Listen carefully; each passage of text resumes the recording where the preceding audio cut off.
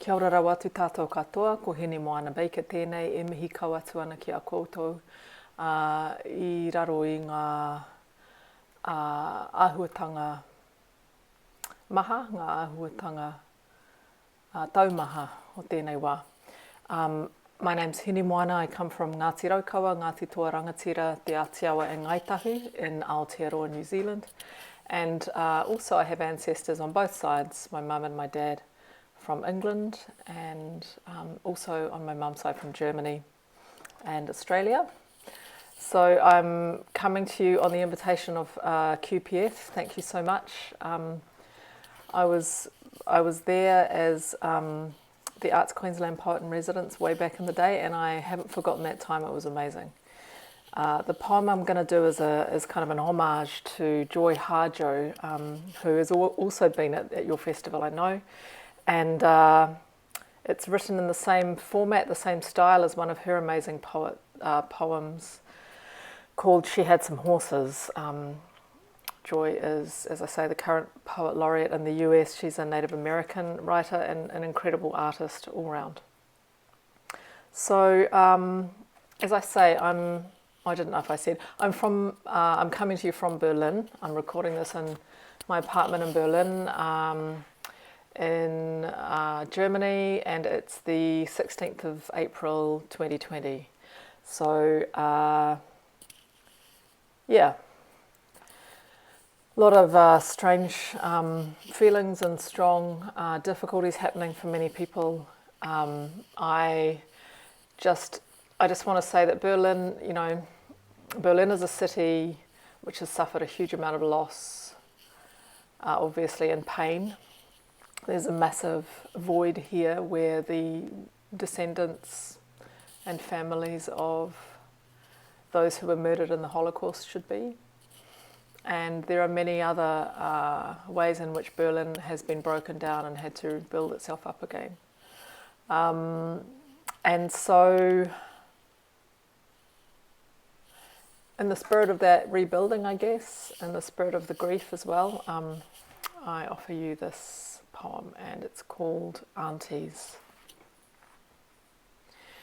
We had a marching auntie and an eyelash curler auntie, a headscarves one, a lavender talcum powder auntie, and a satin running shorts one.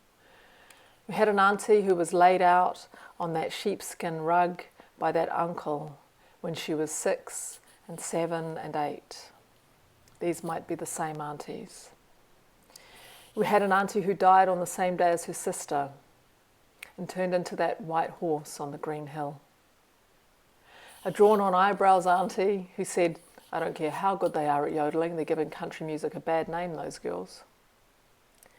We had an auntie who lifted her still working arm above her head to make it easier for us to take off her top for the wheel-in shower.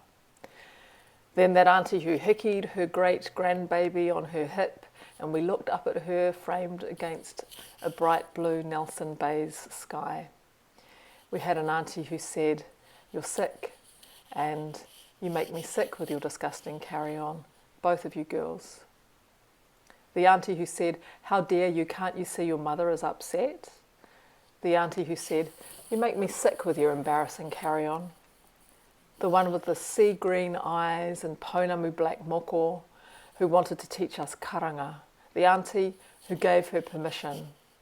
We had an auntie married to that uncle who cursed us, who told us, you should never be allowed around children. And we never ever were. The Tākaka auntie. Reason left that auntie, and she followed us to the toilet with a mango in her hand and kept talking. She frowned when she smiled, that auntie. She was always, my grandchildren this and my grandchildren that. We had an auntie who said, don't worry about me, I'll just close my eyes and wake up in paradise.